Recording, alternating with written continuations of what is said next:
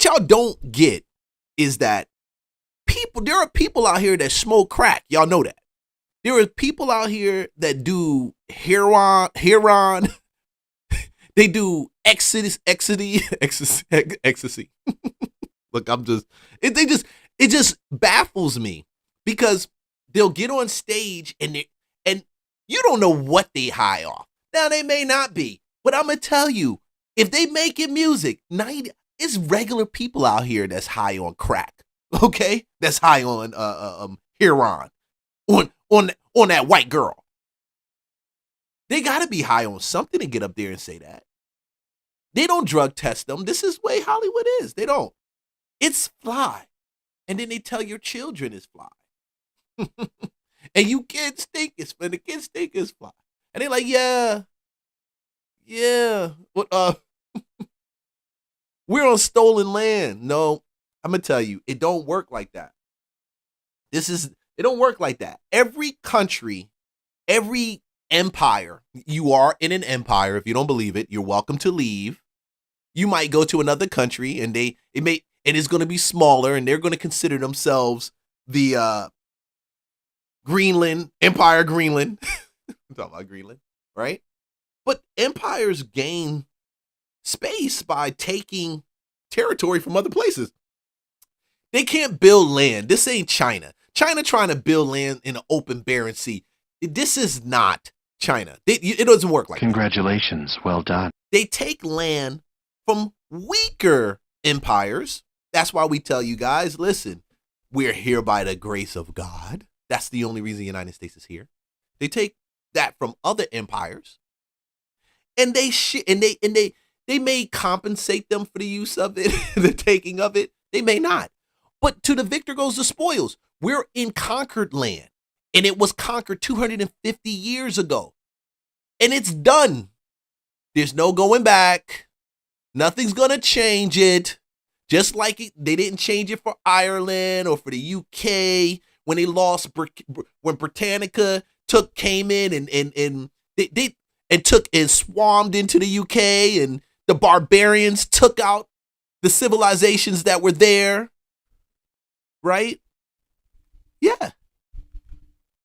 They took them out and they took the land. Guess what? They did the same thing in Africa. The boundaries wasn't drawn because people decided, hey, I want my boundary to stop at this line. Come on, bro. Be for real. So when you listen to this smoke nonsense, these people that continuously smoke, you're going to get this type of rhetoric and you're going to believe it. Oh, and they're the ones that are going home. That's true. To their gated communities. They don't have to worry. They get their lattes from the higher end Starbucks, and they wear the clothes that look like rags that everybody's like, oh, that looks so good. That looks so fly. This is a brand new style. We doing baggy this year. They do all of that. And you're behind and they look at you stupid. Oh, the masses are going to buy from us. It doesn't matter. We're just trendy. We're just hot. We're like the Louis of Louis Vuitton. God, boy, I tell you. Thanks to God, I'm going to say, eyes out.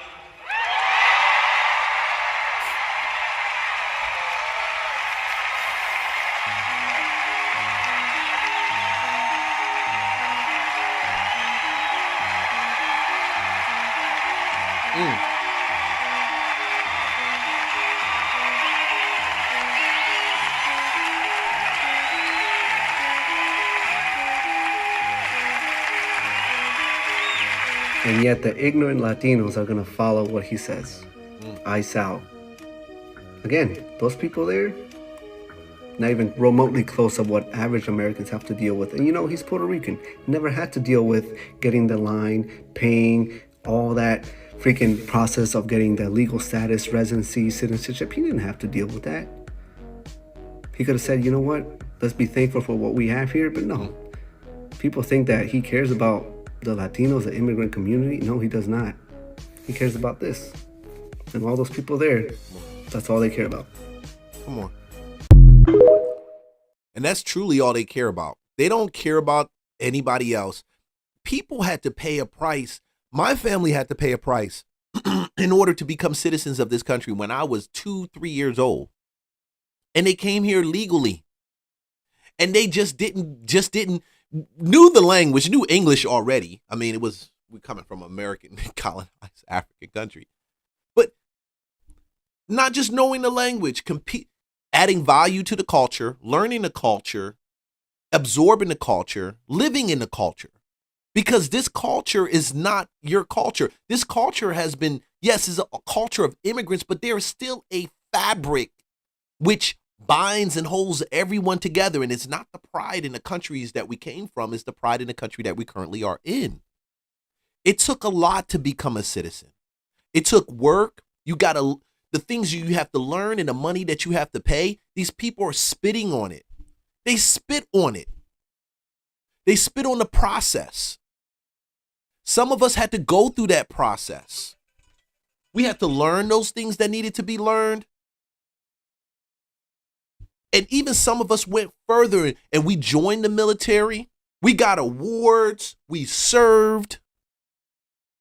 And then when you hear these clowns getting up here talking about this, citizenship isn't for everyone. It's not. And when you keep thinking that it's for everyone, you end up just in a bad, stretched out situation. You just don't understand. You really don't. I guess I want to say I'm up here as a granddaughter of an immigrant. I wouldn't be here.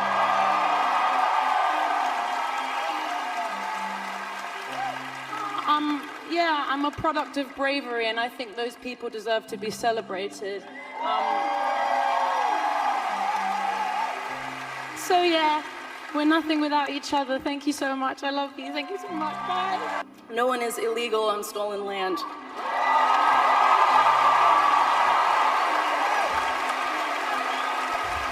And yeah, it's just really hard to know what to say and what to do right now. And I feel really hopeful in this room, and I feel like we just need to keep fighting and speaking up and protesting, and our voices really do matter, and the people matter, and I say sorry. Immigrants built this country, literally. So this is for them, for all children of immigrants. This is also for those who came to this country in search of better opportunity, to be a part of a nation that promised freedom for all and equal opportunity to everyone willing to work for it. Thank you for bringing your culture, your music, your stories, and your traditions here. You give America color. I love y'all so much. Is he crying? Is it about the award, or is it about the stance that he's taking? I wonder how his base is going to handle it, because Shabuzi has nothing but it's nothing but white women, men, black brothers like us that love country music, but his base consists of more people that are American homegrown. Like, when I say homegrown, in the country, in the South, that's why they call it country music, bro. You can be in Montana, no problem, but most of his audience is in the South, in the deep South, and he looked like him. And they don't really share that same opinion. Not what I've seen. I haven't seen that. I've seen them more American. And I may be wrong. Tell me. I may be wrong. And if I am, hey, I correct myself. I care less about the fucking Grammys. I ain't got no pick who I'm going to pick, because I don't care. Do these people ever give back? Do they? No, they don't. So why should I care about the Grammys? I don't care about these celebrities because they don't care about us. They only care about themselves. So I can care less about the Grammys. The Grammys is boring as hell. Boring as hell. The Oscars is boring as hell because I don't care. I don't care, because these celebrities ghost. You don't hear them talking about what's going on in America. So why should I care about their shit? Point blank, period. It's currently 2:00 in the morning, but like I said, goofballs. They're not even in touch with what's going on with real people. Like, real people are getting laid off from Home Depot, Amazon, some of these other companies, and they're not. You figure they would come out and talk about something like that really affects the real people. They don't get on their TikTok and do that. There's no I'm gonna go fund me page for the Amazon workers that got let loose or the Home Depot workers that got let loose. No, they don't. You'll never see that. But they will find these causes to stand behind that have nothing to do with the people that of the country. Have nothing to do with it. Marching orders from the top down. Get this off my chest. I'm about to say some undoubtedly unpopular opinions about the Grammys I just watched on this fine Sunday, because that Grammy Award show was absolute bullshit. So everyone's a political activist all of a sudden at the Grammys? I mean, did any of y'all think that shit was just outright performative as fuck? Like, from most of the people who were talking about, oh, fuck ICE, or oh, this country was built on immigrants, this, that, and the third. Y'all don't really care about what's going on in this country for real. Y'all are just speaking out about it because you know that your fans care about that, not because you actually care. I mean, to me, a lot of this shit just seems performative. From the exception of maybe someone like Billie Eilish or like Bad Bunny, who's been speaking about these things, everyone else, y'all opinions are just nah. And of course, Kendrick Lamar won all the rap categories. Are we surprised? No, because Kendrick just opened his mouth. Someone hand him a Grammy right now. Like, we knew this was gonna happen. Not saying that Kendrick Lamar isn't a talented person, but bro, come on. Like, y'all don't think that this shit is just like pandering and favoritism? Like, what are we talking about right now? GNX was a good album, but it was not that great of an album. Like, what are we talking about? And oh, not to mention that Kendrick Lamar shouted out Pusha T at his Grammy Award-winning speech when Pusha T was just mentioned in the Epstein files. That wasn't a good move, Kendrick. That was not a good move, but you know, hey. Does anyone still watch the Grammys anymore? Let's be honest. The only reason that I know what was going on was because of TikTok and highlights and people stitching and whatever. I haven't watched the Grammys probably since high school. And the reason is because I don't buy into it. I think it's rigged. Case in point last night. I don't think I have to say anything about what everyone else is thinking and saying. That's pretty obvious. But also, why do celebrities do dumb shit? Like, seriously. Like, Jaden Smith wore a house on his head. I mean, maybe I'm just out of touch with, like, fashion. I mean, I don't attend New York Fashion Week or anything, but the last time I checked, nobody was wearing a house on their head. So my guess is this is just a wow factor. It's stepping outside the box to be cool. I don't know. Like, I don't know where, like, the decision is like, yeah, you know, I'm going to pick out my Grammy outfit. And then they do this to gain attention. Why do you think a lot of these Hollywood actors, singers get when they can't use them no more, when they're done using them in the system? Okay, why do you think they turn around and their life is so miserable? They're either broke, they're either like begging for money, trying to get the next deal. This is a striving attempt to stay on top. That's all it is. If they can do this and try to stay on top and stay relevant, then they can stay forefront of your mind. So when they drop an album, it's like, oh yeah, I remember him. That's what they're fighting for. But when the music label doesn't want to back you anymore, when the albums don't sound the way they used to sound before, because you just always either high on drugs or you just don't put enough time into your craft, then we end up with them being ushered off into the silent sunset. And they don't know that they're going to be going. Donald Trump will be around much longer than a Bad Bunny or any of these other guys that you saw at that. We're going to be looking at the Grammys, if it even makes it that far, 5 years down the line. And then we're going to be like, hey, whatever happened to her? That's exactly how it plays out. You don't know whatever happened to these people. They faded off into the sunset. They served the purpose for that liberal class, for Hollywood, whoever they are, the people that are there, the people calling the shots. They serve their purpose for the major music labels that know at this time they have a captured audience on their TikTok, on their YouTube, on their whatever channel. They serve their purpose and then they move on. And then years down the line, they wonder, why is it that my life is so empty? You see people like not Todd Bridges, but we were talking about it. Not Emmanuel Lewis, Gary Coleman. People like him on the acting side. You see people that were rappers, that were singers, nobody cares about them no more. They could put out an album, they'll probably sell about 1,000 copies. Okay, 10,000. All right. Oh, yeah. Oh, no. Let me correct myself. 10,000 copies. And they sell that 10,000 copies. And they wonder why the music business doesn't care, because there's a point where you've lost your value. You've lost it. Nobody. And then we heard you say all this crazy stuff. And then you're going to do a GoFundMe page. They do a GoFundMe page. Did you see the GoFundMe page for that actor? What's this guy's name? How you an actor and you get a GoFundMe page because you're about to lose your house? That's crazy. But you'll get up in the Grammy and say all these wild stuff like, you'll be, and you're a musician. You just get up there, say all these.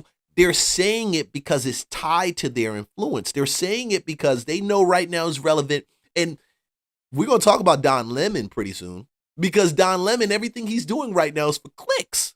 Don Lemon might as well be an OnlyFans model right about it. He might as well be doing OnlyFans. He might as well. Like, come on. Congratulations. I ain't paying for that Negro. I'm telling you, I ain't paying nothing to see his behind. Crusty Don. Lemon. What? It's the truth. That's the only way you raid churches and do those crazy things. Come on, let's go. Before I get out, I'm off. Someone was like, yeah, you should wear this dollhouse on your head that looks like it's like a replica of the Addams Family. And he's like, fuck yeah, that's a great idea. Yeah. Like, no. Said no one ever. But I guess case in point, it got people talking about him, and that's what celebrities do. But here's the part that I take issue with, is why do celebrities get a pass at shit that the rest of us would definitely get in trouble for? If I showed up to an event with my lady bits and my hooters out, and I was just like, hey, here I am, that shit wouldn't fly. No. Like, A, I would be arrested, and B, taken to the nearest Old Navy to get something covering my body. And I would get a big fat ticket. I would be in court. I'd have to get a lawyer. And they'd be like, Renee, like, what caused you to take your jacket off and show the world everything? And I'm like, because it's cool. No, that shit is cool in like Crazy Horse 3. That shit isn't cool like in public like that. It's the desire for attention. I keep saying it. They got to get click and eyeballs on it. See, you're watching on YouTube right now. To make content, to stream, to do reaction videos, to even create a content, just original content, it takes a different level of skill. And then to constantly push that content out, it takes a different level of skill. These are not the skills that the people you saw at the Grammy, they don't have that. I'm talking about the artists right now that drop streams, and they're great indie artists. I've heard some really good ones. Hip hop, R&B. Please bring back R&B. Please bring R&B back. Oh no. Yeah, please bring it back. I want some R&B. Real R&B. You dig it? Real R&B. Not this fake stuff y'all got out here. Y'all got some of these young dudes. They don't know how to, they don't know it. They don't know shit, bro. Honestly, they don't. They really don't. But you got that. But these dudes don't have that. They don't have that. They're struggling, I'm telling you, to keep up with the changes in the economy that's happening to their music. All these things are rolling them back. Artists, some of these artists they gotta stream 1 million freaking streams to actually see something that's like a check that actually pays for 1 month of their mortgage. Yeah, if they got a $2,000, $3,000, $5,000 mortgage, probably 1 month. 1 million. Dude, they're getting robbed by their labels. They're getting hit with the okie doke. They got to be on the road to perform. That's the only way they make the money. So if the people don't come out, they don't make any sales. How do you think they're doing what they're doing? There's a method to the madness. But again, one would say, well, it's a private event. It's a private event. It's a private event that's televised. Like, my house is a private event. Someone having a party in like a venue where no one else can come in is a private event. The Grammys, like, who calls that a private event? Like, let's be honest. Like, I'm not calling for anyone's job or anything. Like, I've seen a couple people say, oh, well, if you've got it, flaunt it. Okay, I challenge you, if you're feeling yourself tomorrow morning, to go to the grocery store, take your coat off, and just, like let all your shit hang out and see what happens. And then when they ask you, why'd you do that? Just say, oh, I've got it. I'm going to flaunt it. No, that's not going to work. Like, it's not jealousy either. Just curious, like why that's suddenly acceptable. Like, just getting naked in public is acceptable? Like, what? Anyway, I don't know. Just curious what you guys think. Ooh.